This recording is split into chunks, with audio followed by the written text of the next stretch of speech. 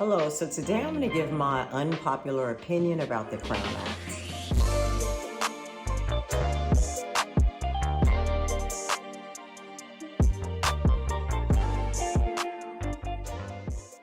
My opinion about the C.R.O.W.N Act is that we don't need it. In the beginning, I did support the C.R.O.W.N Act. I signed the petition. I was a supporter of it. As time has gone by and I see how much it's struggling to pass, I'm starting to see that the stories that are being submitted and the examples that are being submitted as to why we need this to pass so bad are more based on feeling than actual discrimination that we've experienced.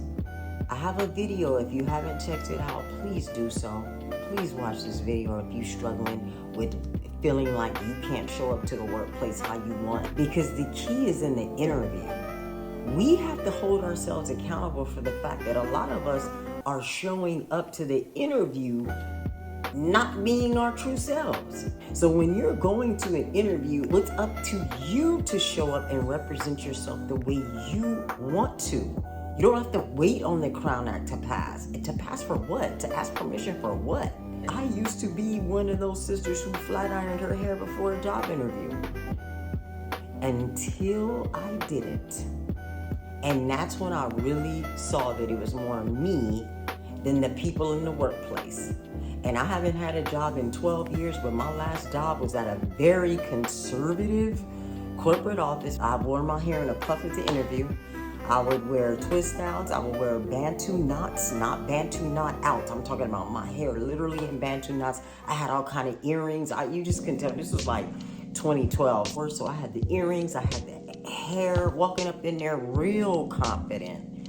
Never had anybody say anything about my hair. The one time I did, it was from my manager, and he's a Caucasian man, and I'm at the cubicle. Normally, he just walks by and says, good morning. This particular morning, he says, good morning. I say good morning, but he pauses. I can't even remember how my hair was that day, because I used to wear it, and I styled my hair all the time back then. And he said, my wife would love to meet you. And I'm thinking to myself, your wife would love to meet me? Like, where the hell is this going? He said, yeah, because every time I see you have a different hairstyle, and she's always talking about she don't know what to do with her hair. And that's when it was a game changer for me, because I realized that they don't care.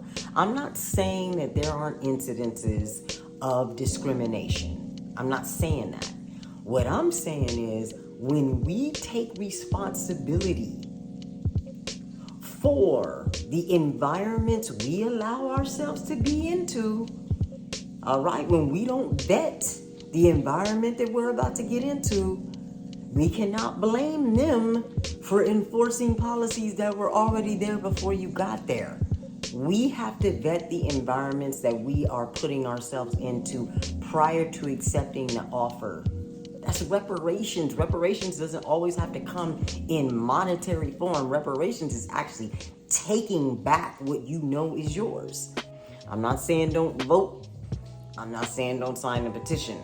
What I'm saying is don't wait on it, okay? Do you. If you want to flat iron and you're doing that because you want to, do it. But if you're doing it because you feel like there's a potential that you won't get the job, that's not the job for you. If you really want to wear your natural hair, it's not the job for you. Why would you put yourself in a position like that? Believe me, the universe doesn't want us to suffer, right? Our Creator does not want us to suffer. Nothing in life is about suffering. It's about us being in a position to be in a place that's going to bring us peace. And the only way we'll know is if we show up our authentic selves. How can we expect anybody else to respect our natural beauty if this is something that we respect in ourselves? You gotta walk into these jobs like, my head is held high. What's the problem? I don't care where you are. You have to do it with confidence so that the C.R.O.W.N Act will never be a necessary thing, because they're going to respect you and you'll be surprised. Half of y'all that are doing the things that I used to do, I'm telling you, you are gonna be so surprised at the reaction from other people. It is not gonna be what you think it is. I never had anybody be like, ooh, child, your hair look nappy. ooh, he, like, honestly, I don't see that happening. I don't see that being the norm. And this is me being a natural hairstylist who's had many, many jobs, and my hair was natural. We don't need the C.R.O.W.N Act. I'm not saying don't support it. I signed the petition. I think everyone should sign the petition. But it's giving disempowerment at this point.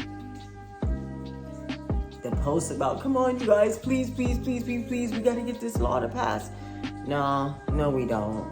No, we don't. Watch that video, okay? I already have it up.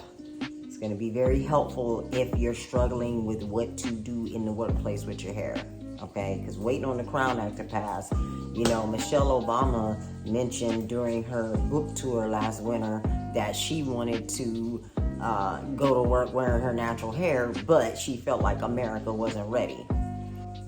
Literally, with her power, influence, and money, there's no reason why the C.R.O.W.N Act is struggling to pass when we had a black first lady in office for 8 years.